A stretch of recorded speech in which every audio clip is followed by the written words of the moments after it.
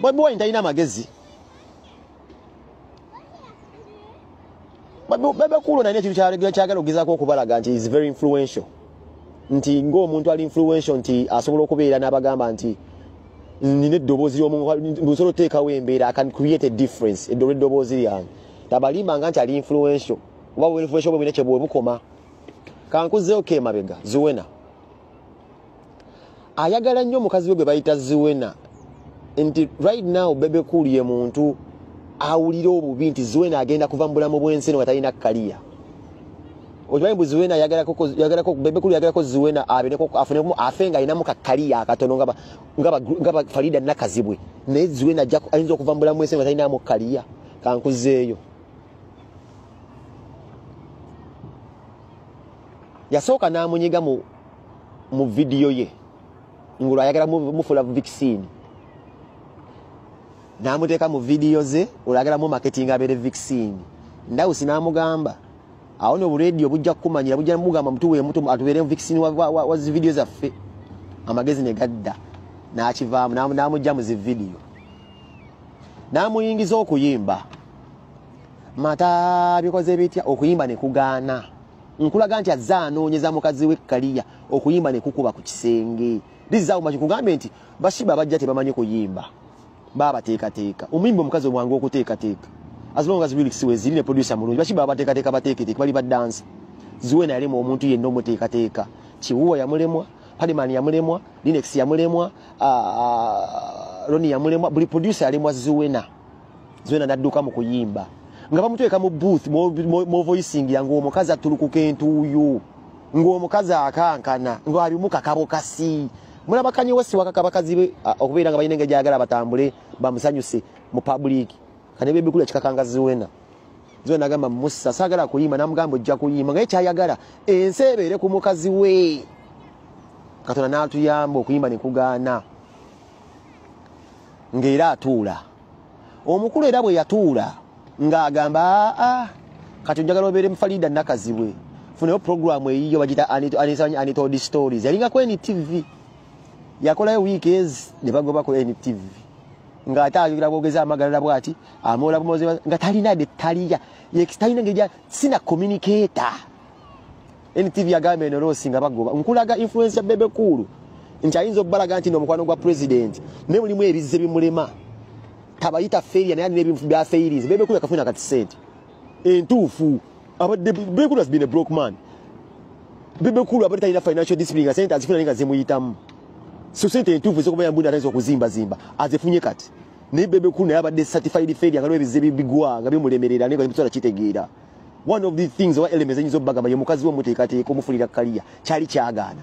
Mu kuyimba kyagaana, omufula vaccine kyagaana, amutute ku TV egobye bigaanye.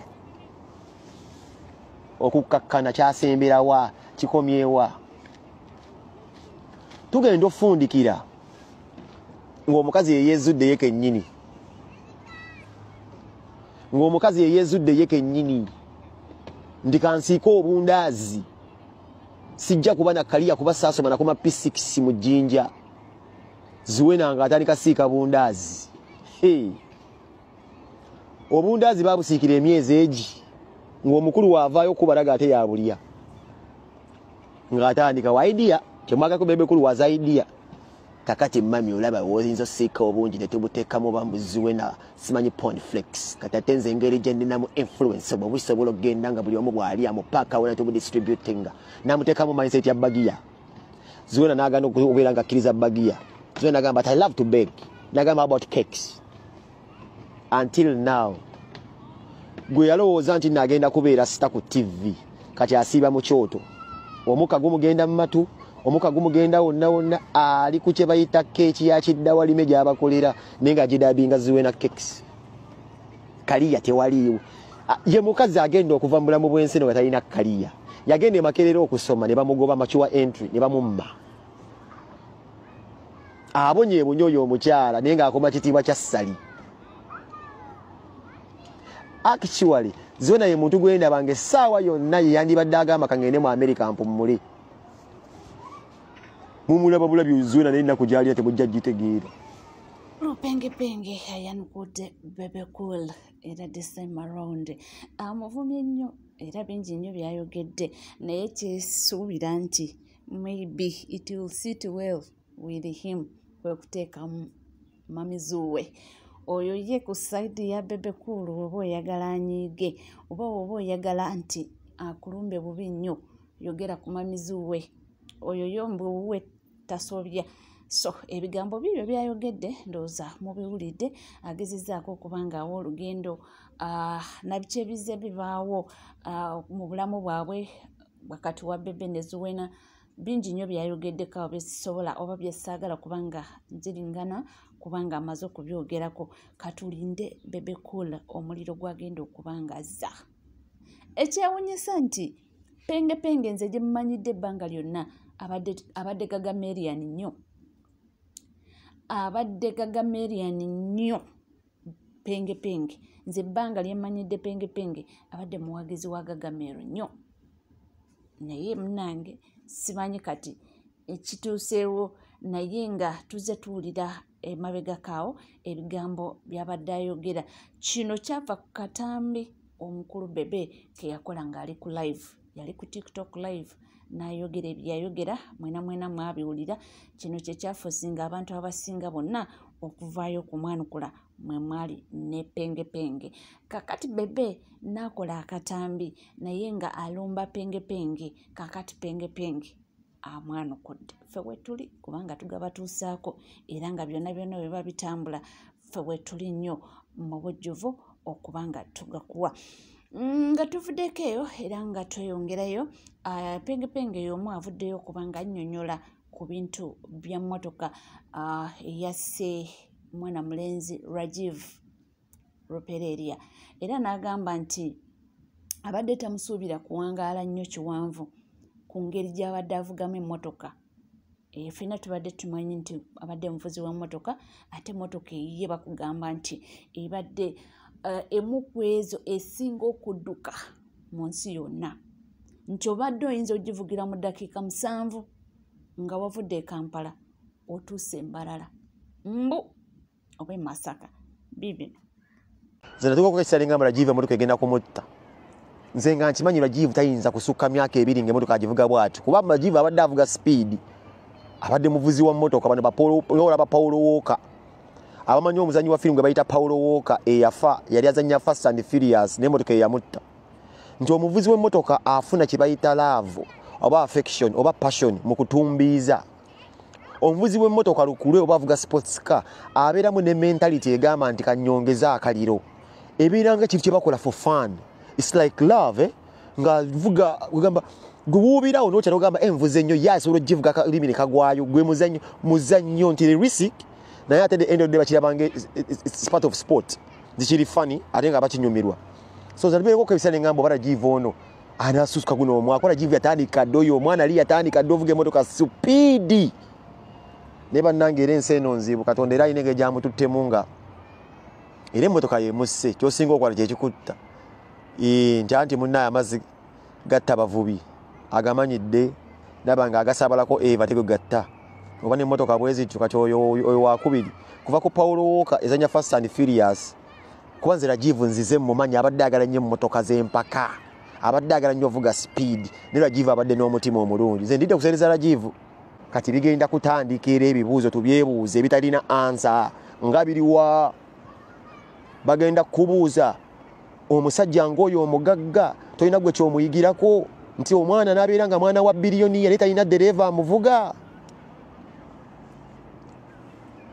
Osanga omuntu alina amannya amabongole nga bamuyita Doni Kulis naye mbw alina dereva olwo biliyoni alina ssente ne ssente oyo afudde omwana wa biliyoniya afudde talina amuvuga.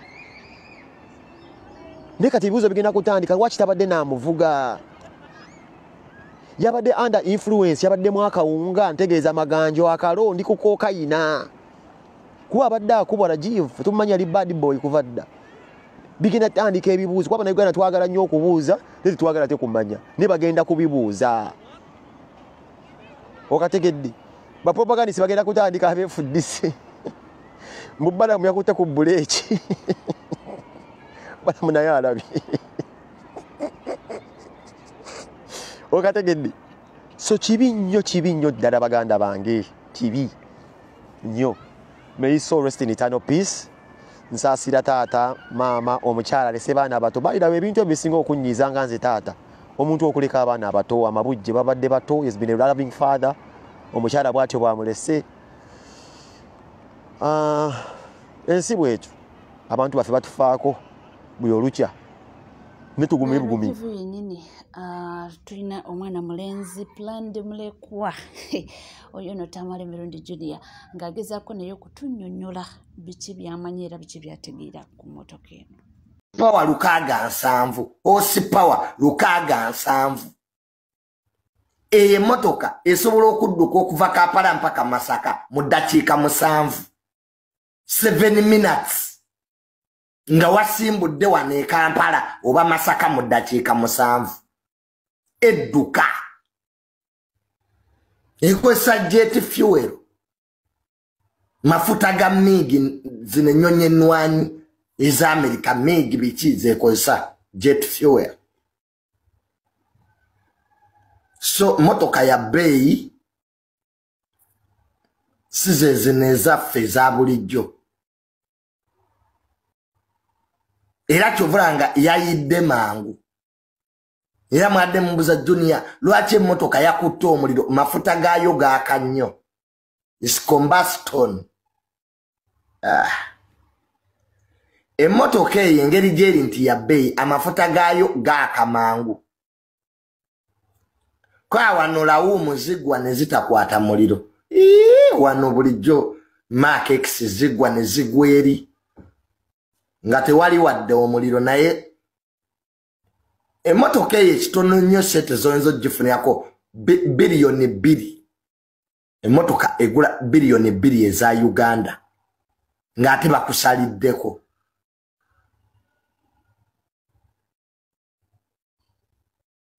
So ya bei bambi yabuuse mu bbanga govana ku motoka etomera neebuuka ng'ennyonyi. Kasita yatomedde biri ebintu bye bateeka mu kkubo ebyo neebuuka yabuuse nga nnyonyi neegwa wansi.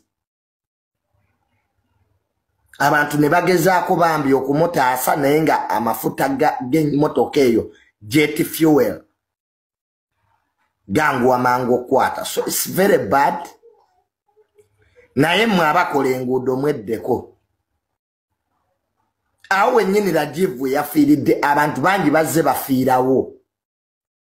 Ne Doni Kulisi yakolerawo video. Nze nange ebyo ebintu nali mbitomedde. Awo wennyini omugenzi Rajivu yafiiridde. Nange nali ngenda kufiirawo. Ojja ovuga emisinde ku express biri ebintu bye baateekawo tobiraba. Baabiteeka mu kkubo bwe bati ku roundabout. Omaye omuntu okubiteeka mu kkubo nange nali mbitomedde. Kati ojja odduka jjukira goba tolina ky'osuubira. Kati oba otandika okukkirira bwoti okkirire bwoti obirabo bituuseeko. Obirabo bituuse. Nange nga bagamba nti mu Uganda okaaba woseka. Okaaba woseka. Wavuddeyo omwana mulenzi n'ategeeza nti leka abagagga baffe nnyo. Nti we banaffe nnyo naddala mu bubenje ng'obwo nti gavumenti ejja kuvaayo erowooze ne ku munaku. Singa omunaku ye yafudde era nti bantu bameka nti abaana ba boda bafiiridde awo oba takisi ninga tebavaayo. Agambye nti abanene bwe banaffe ennyo nti gavumenti ejja kuvaayo etereze mu nsonga eyo. Yongera okufa. Ono ate mutonoonya yafudde. Twagala omunene ayongera okufa. Asinga koono. Olwoniyo ebizibu eby'abantu biyambibwe. Andi kati singa ng'omunene afa olwo nawe wamawulire ojja. Singa ababoda yafudde wano. Singa tewazze. Naye kati omunene olwafudde n'ogamba okanveeyo kati wano. Ekirungi ne gavumenti yonna. Naye kati abanene bongera okufa. Bwe bafa mufuniramu wamu. Ati tufunamu bwetu tikati mutemuze olwamawulire gagenda kutambula. Bagambe ekitegeeza wano ekitegeeza wakyamu. olw'omunene yafudde ne bagamanya nti n'oyo omunene nazo owa boda asobola okufuuka oyo omunene naye nga sensi naye byonna nga bigenda mu maaso waliwo omwami gwe ndabye amunamawulire mukokotivu wano eno mu ggwanga mu Uganda mulabyeko mu scandals nyingi namulabako nga beetwala kaguddeyo ne kale kayuura namulabako bingi nnyo is a veteran actually is a veteran era atunudde mu maaso ga kamera n'agamba nti kyennyina okwogera kufa kw'omwana ono Rajiv nti abadde takigwana in fact asoose gamba nti mukama nyambe nfune neewumbewumbe njogera kufa kw'omwana ono agambye nti okufa kwa mwana ono abadde tekimugwana naye n'agamba nti taata we kimugwana agambye nti alumiddwa nnyo omwana mulenzi ono okuba yafudde nti naye n'asanyuka nnyo nti taata we mbu leka awulire obulumi nawe abalala bwe bawulira yabadde statement ye era butambi mujja bulaba omwami mukulu veteran mbyanamawulire mulabye mu mbirigo nyingi nnyo mulabye nnyo bingi nnyo byabadde magambye nti leka taata w'omwana oyo awulire abalala bye bawulira nti alumiddwa nnyo omwana okufa nti kubanga omwana ye talina musango nti naye taata akoze ebintu akoze abantu ebikolobero nti abantu bakaabye amaziga ku lulwe sagambye nti leka awulire abazadde abalala bye bawulira nti leka afiiringe abalala byakola ki wange si bigambo byange era obutambi ndowooza mujja bulabaawo nga bawutemaatema era butambula ffenno tweyongerayo kubanga tubeera nabingi nnyo byokubanga tubatuusaako era nga tweyongerayo tulaba nti waliwo abagenze ku ssiini awaawo emmotoka we yajiiridde ne balondawo eggumba lye bagamba nti lya mugenzi era bategeezezza nti bagenda gitwalira poliisi ebenga etuukirira famire ya Sudio ebatwalire eggumba ly'omwana waabwe naye mbadde mpita ayita ku social media nensanta bakamawulire nti mutabani wa Sudio afudde mu kitundu ate kyemmanyi bwenze ku scene ku ground emmotoka mwe yafiiridde babadde bagijjeewo ne bwenkebedde nensangawo amagumba ge agabadde gasigaddewo ku kkubo gaagano era ngenda gatwala ngawe aba traffic maybe banaagatwala mu famire era na fortunate de agagona agana amagumba rebe ernigumba ry'omushokoro ry'omuntu asire yaho it is very unfortunate Sudiru and the family and Uganda yona twenda kugira obusasi bwingi munonga inera januna mukama omugenza muhereze ekihumuro kirungi amagufa g'omugenzi nigorekwa akandi nindeeba aha nanye gahire gabo mulyonga gali kukunkumuka lijo labye bajjeyo kubanga twalabyeko casket nga batugamba nti mwe mwabadde remains naye ekyebuuzibwa kiri nti ababadde ku ssiini batugambye yabaddemu ne side chick era oyo ye teri amwogerako kubanga teri amumanyi era ababaddewo kigambibwa nti omuwala yasoose okufa naye ye kati tetumanyi oba b'eŋŋanda n'emikwano ne famire bajja mutegeera mpozi omuwala nga oba oliawo ayina mukwano gwe gwe yabuuliddeko nti nina gye ŋŋenda n'omugagga oyo maybe omukwano yagenda okuba nga avaayo abuulireko maybe ebya famire naye nga essaawa yakakati ffe tumanyi omuntu omu gwe twogerako kubanga gwe tumanyi nti emmotoka ye ate omuntu tumanyi nti mufumbo yabadde alese waka omukyala n'omwana we kakati ebya side chick ebyo byo tubyogererako wano eno naye nga tetunamutegeera era bw'oba mujjukira nti akatambi ke nabateereddeko wano eno aka driver yayogedde ku kintu ekyo naye teyabadde mu bulambulukufu yagambye nti yamaze n'antuma ngende enona ebintu nti ate nabadde ngenza okunona ebintu nagenza okukomawo nga munoonya simulaba nti neŋŋamba yena gwagenze naye nze kaŋŋende ajja kunsangayo so gali awo mu nkuubo nti mmotoka mwabaddemu omuwala naye ng'abakyogedde be bano ba eyewitness. So ebyo bwe bityo naye nga famire eyo yasabye n'egamba nti mubaleke ebenga emoninga omuntu waabwe azini bagambye nti baagala privacy. Era nga womanyi famire zonna we zibeera naddala abagagga baba baagala nnyo privacy mukadde nga kano akazibu. Bigambo bingi nnyo ebyogerwa naddala watuukawo neeno ku mutimbagano byo babikuba left right center abitegeddeko amanyi ageesinga buli omu ateekawo ekikye era nga mubirabye ennyo bingi ate simanyi bamuteze ebomu era omuwala gwe yabadde naye babadde bamumuteze bingi nnyo ebyogerwa naye nga mu butuufu ababadde ku ssene bagamba nti oluguudo olwo balina omuze okuluggula gwe n'oyitawo n'osanga waggule ate ogenda okukomawo bambi nga baluggadde ate ye ku sipiidi gye yavugiramu yabadde tasobola. Era bagambye nti singa yabadde ku sipiidi ntonotono enomo speed yabadde asobola okusensinga mangu egundi eyo n'asiba naye sipiidi yabadde nene tekuli kale nga waliwo n'enzikiza mbonaakuba ekisooka ekyokubiri emmotoka n'ebuuka buli kimu ekipapaga ne bibwa byokka kwegamba yembu kusinziira ku babaddewo nti n'emmotoka yagenza okukwata omuliro ng'olomoosi alinga eyafudde. So byebyo bitambula naye nga nkugamba bugambi mukwano gwange nti teweerabira kubanga weekuumidde ku NCK TV. Oba oliyo nga tona subscribinga bambi subscribinga ringing that notification bell sharing liking amawulire go gakyali mangi nnyo nnyini ddala tukuba kasavu kanyama byonna tujja kubanga tubikuwa era tujja kubanga tubikutuusaako. Mwebale kubanga mutambula naffe mwebale kutukwagala tusimanye era tusimira ddala tubagamba nti temujjanga okwo olw'omukwano mungi musigale naffe temuvaawo.